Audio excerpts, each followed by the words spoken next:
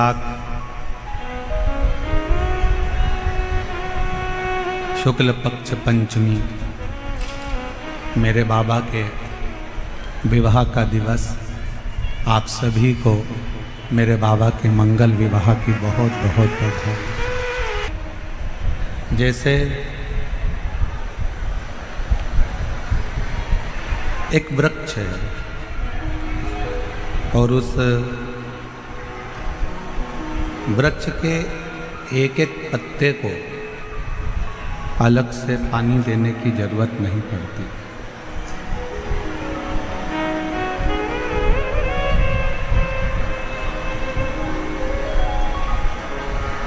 वृक्ष की अलग अलग लताओं को पानी देने की जरूरत नहीं पड़ती।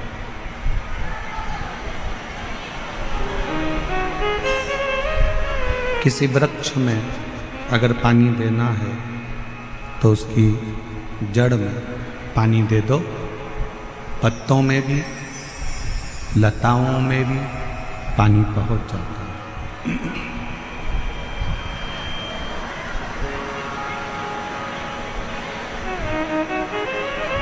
एक एक पत्ते को अगर पकड़कर पानी दोगे तो वो श्रेष्ठ नहीं। एक एक लता को अगर पकड़कर पानी दोगे तो वो श्रेष्ठ नहीं। पर यदि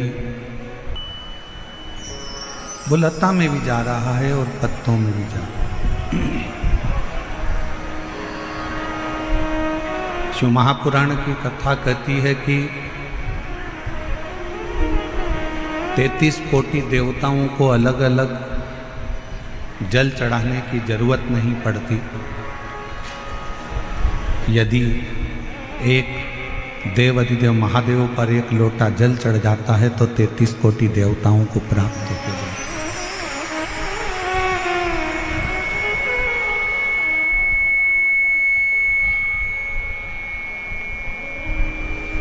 बाहर का रिटर्न आ रहा है बहुत तेज। केवल जड़ में पानी चढ़ाया, जड़ में पानी दिया और पूरे वृक्ष को ताजगी मिल गई। पूरे वृक्ष को ताजगी प्राप्त हो गई।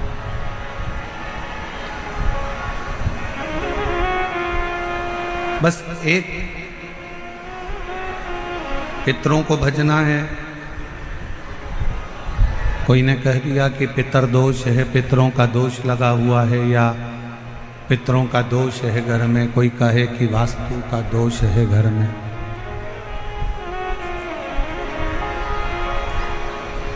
कोई कहे कि घर, कोई कहे पितरों का दोष है, कोई कहे काल सर्प दोष है, कोई कहे वास्तु का दोष है।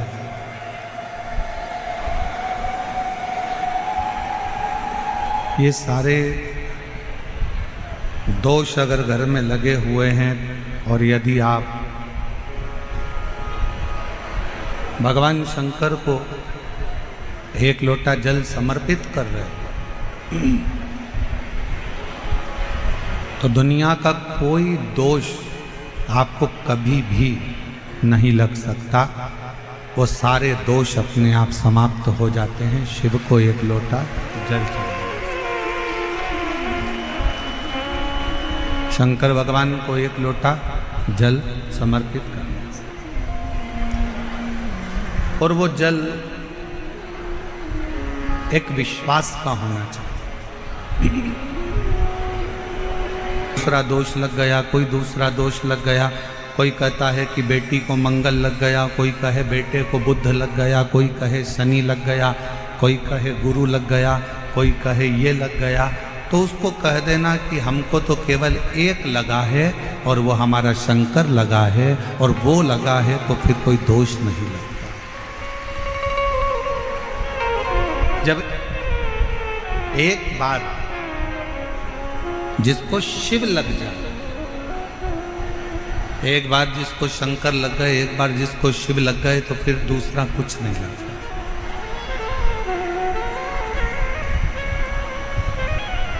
एक बार जो शंकर का हो गया,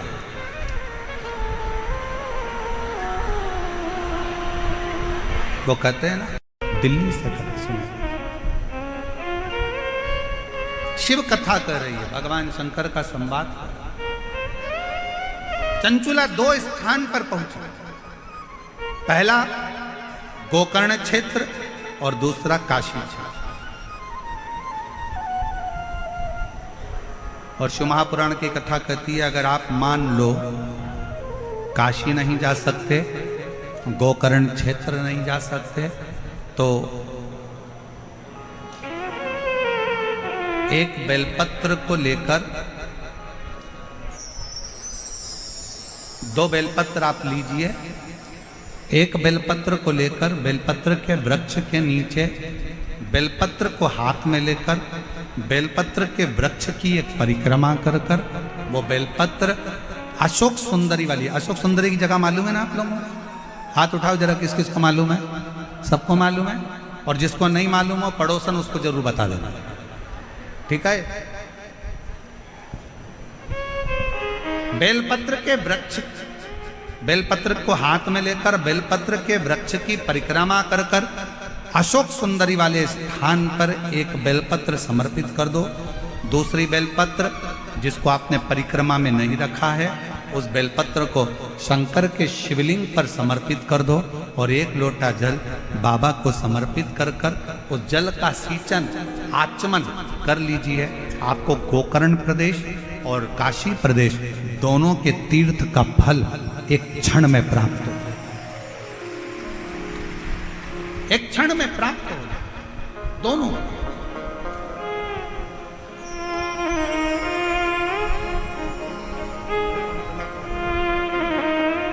लेना थोड़ा सा, डॉक्टर ने बता दिया कि शरीर में गांठ है, गठान है, और गठान अच्छी नहीं है, जांच के लिए जाएगी।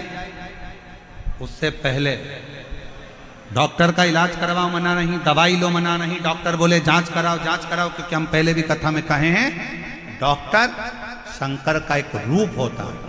वो आपको जांच का बोले जांच कराओ, दवाई का बोले दवाई खाओ, औषधि का बोले औषधि। पर अगर शरीर में कहीं गांठ आ गई है तो एक काम जरूर करो, बेलपत्र के वृक्ष के नीचे एक कटोरी में जल रखो, थोड़ा सा जल बेलपत्र के वृक्ष के नीचे कटोरी में रखो। 7 बेलपत्र उस कटोरी में, तुम रुकेश्वर महादेव का नाम लेकर 7 बेलपत्र उस कटोरी में जल के पात्र में डाल दो और 7 बार ही लोटा भरकर जल रखो, उसमें से थोड़ा थोड़ा सा जल 7 बार तुम रुकेश्वर महादेव के नाम से डालो। उसी जल को बेलपत्र के नीचे से कटोरी समेत लेकर आओ, शंकर जी के ऊपर वही जल थोड़ा सा समर्पित कर कर, पत्ते पूरे कटोरी में रहने दो, जल पूरा कटोरी में रहने दो, थोड़ा सा जल शिव जी को चढ़ाकर वही जल वापिस झेल कर कटोरी में रख लीजिए। प्रतिदिन सुबह के समय पर कटोरी का थोड़ा सा जल आचमन करिए। एक बेलपत्र प्रदोष के समय पर उसको चबा चबा कर खाना प्रारंभ करिए। 7 दिन का नियम धारण करो, 15वें दिन जाकर जांच करवाओ, बाबा ने कृपा करी तो गठान गल गई होगी। ये शिव है। कैसी भी गांठ शरीर में, कितने भी गठान, फिर जांच। और डॉक्टर जो दवाई दे उसको खाओ, डॉक्टर की दवाइयां जरूर खाओ। डॉक्टर ने बोल दिया कि ये जांच कराना है, दवाई खाना है, खाओ, क्योंकि डॉक्टर भी शिव का एक रूप है, शंकर का एक स्वरूप है, उसका प्रतिबिंब शिव। जब चंचुला देवी 2 प्रदेश में भ्रमण कर रहे, 2 प्रदेश। ब्रह्मा जी जो स्वयं गोकर्ण प्रदेश में भ्रमण करते हैं, गोकर्ण, उसी गोकर्ण प्रदेश में स्वयं भगवान विष्णु, भगवान ब्रह्मा, भगवान माता लक्ष्मी, माँ ब्रह्माणी जिस गोकर्ण प्रदेश में प्रवेश करते हैं, घूमते हैं, भगवान शंकर जहाँ अलग आनंद के साथ लगाते हैं, उस गोकर्ण प्रदेश में भगवान ब्रह्मदेव ने भी सृष्टि की रचना का आनंद सुख शंकर जी की साक्षी में पाया। शिव के साथ। मेरे भाई, मेरे पिता तुल्य, मेरे बुजुर्ग, एक बात बताइएगा, जब जीवन में दुख आता है, तकलीफ आती है, कष्ट आता है, तो आप ऐसा नहीं है कि कहीं नहीं जाते हो, जाते हो।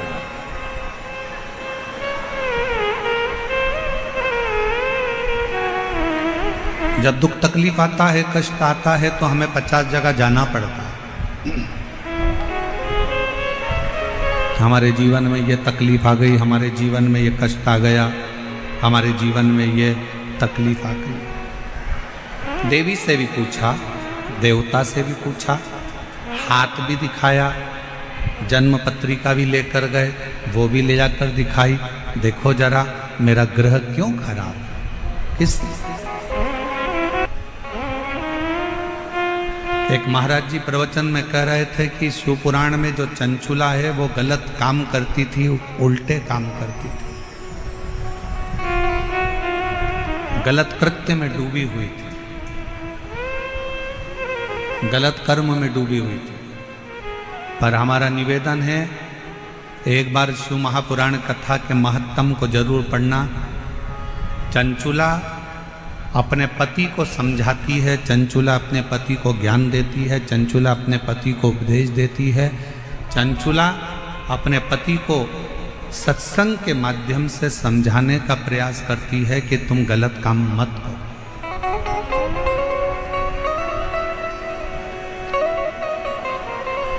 और किसी ने कहा कि चंचुला देवी गलत कृत्य करती, ना ना, जिसने शिवपुराण को पढ़ा ही नहीं है वो शिवपुराण को केवल ऊपर से लेकर शिवपुराण के पात्रों को गलत बताने का प्रयास किया करता है।